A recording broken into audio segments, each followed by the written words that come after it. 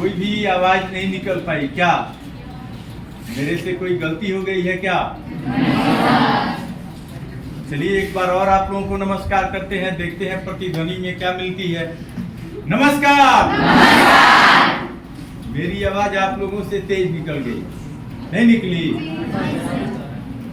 अच्छा एक चीज मेरे को बताइए आप लोग कि आज हम लोग आपके विद्यालय में विशेष रूप से क्यों आए हैं? कोई एक बच्चा खड़ा होकर के बताएगा या बताइए। सारी कहानी खत्म हो गई फिर भी बोलिए। आप लोगों में से कोई बोलेगा? बोलो बोलो। हमारे स्कूल का एक बच्चा है जो मेहनत करके प्रतिभा खोज प्रतियोगिता में अव्वल आया है, इसी को सम्मानित करेंगे।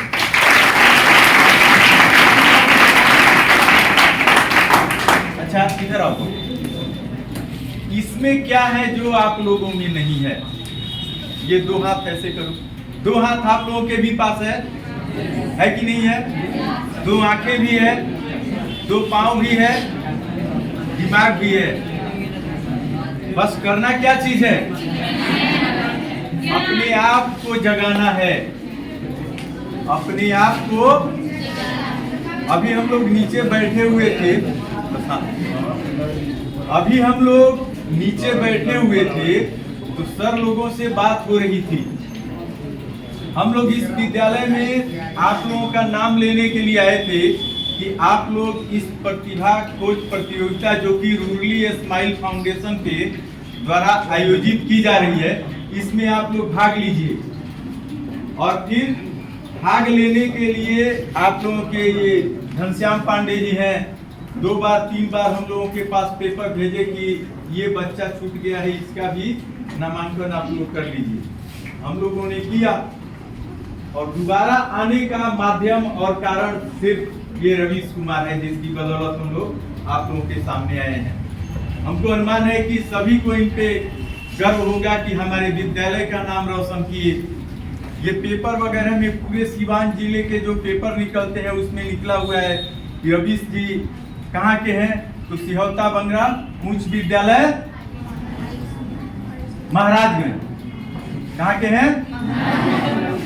और उस पेपर से बहुत से ऐसे लोग भी जाने होंगे कि जो ये प्रतियोगिता हुई, इस प्रतियोगिता में प्रथम स्थान आया है सीनियर वर्ग में तो रवीश कुमार जी को।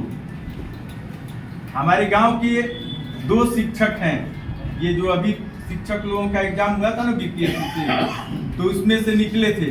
तुम लोगों ने बोला कि नहीं हमारे तरफ से एक जूनियर वर्ग में साइकिल रहेगा और एक सीनियर वर्ग में।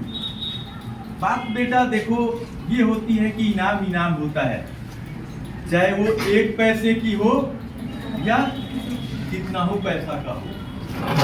रिजल्ट होता है। एक बार ठप्पा लग गया, 10वीं क्लास में आप लोग हो, 9वीं क्लास में हो, जब 10वीं का एग्जाम दोगे और एक बार ठप्पा लग गया कि रवीश कुमार पूरे बिहार में प्रथम स्थान पे आया है, तो वो ठप्पा लग गया। अमुक लड़का 10वीं स्थान पे आया है, तो वो उसके जीवन में एक ठप्पा लग गया कि वो 10वीं नंबर पे आया है। वो दोबारा जीवन में आने वाला नहीं है।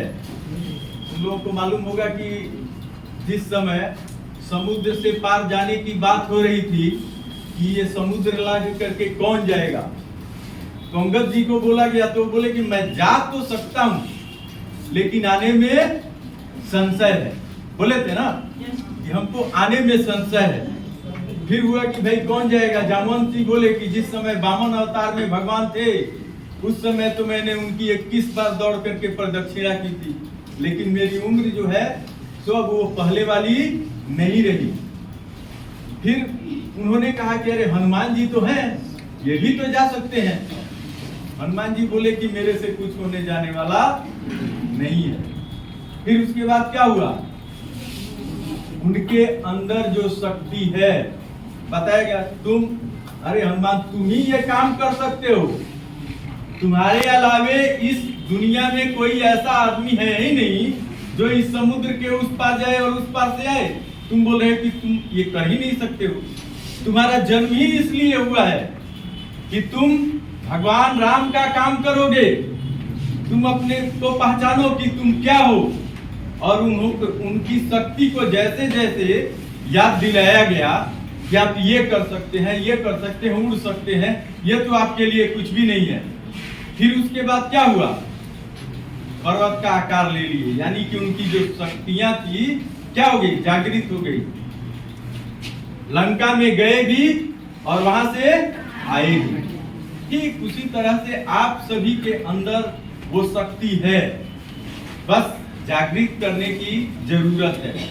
जग गया तो आप कहीं पर भी अपने आप को स्थापित कर सकते हो। हम लोगों को गर्व होता है ये बात कहने में कि रतनपुरा ग्राम से सबसे पहले अगर आईएएस कोई बना, आईपीएस बना, तो रतनपुरा ग्राम का ही अनिल कुमार पांडे आईपीएस रह चुके हैं और अशोक कुमार पांडे आईएएस रह चुके हैं। आज हम इतना गर्व से बोल रहे हैं कि हमारे गांव के हैं।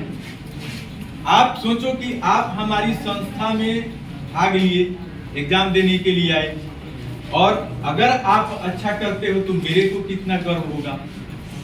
जब मेरे को गर्व होगा, आपके माँ बाप को कितना गर्व होगा। आपके माँ बाप, इनके जो पिताजी कल हम लोग बुलाए थे तो गए थे तो कितना गर्वान्वित थे, बार बार वही बोल रहे थे कि हमारा बच्चा पढ़ता है, अच्छा से पढ़ता है। अगर ये न पढ़ते तो इनके माता पिता या जो भी अभिभावक हैं ऐसा थोड़ी बोलते कि ये पढ़ते हैं। आज ये बच्चा उदाहरण है, हम देख रहे हैं कि सारे हमारे शिक्षक वृंद बोल रहे हैं कि ये बच्चा उस काबिलियत के लायक है, इसने उस जगह को जा करके स्थापित किया। ये 5वें नंबर पे था, 5वें नंबर पे ये दोनों विद्यार्थी थे। दोनों में रिटन का जो एग्जाम हुआ था, दोनों में एक कंपटीशन किया गया, क्वेश्चन पूछा गया, तो हुआ कि जो बता देगा वो 5वें नंबर पे, जो नहीं बताएगा वो 6वें नंबर पे। उनसे भी पूछा गया, नहीं बताए। इनसे जो सवाल पूछा गया बताए, ये 5वें नंबर पे आए, और 5वें नंबर पे रहते हुए अपने आप को ऐसे स्टेबल किए, और इतना मतलब सब कुछ 6 राउंड के बाद 7 राउंड तक वो कंपटीशन में क्वेश्चन पूछा गया था। उसके बाद ये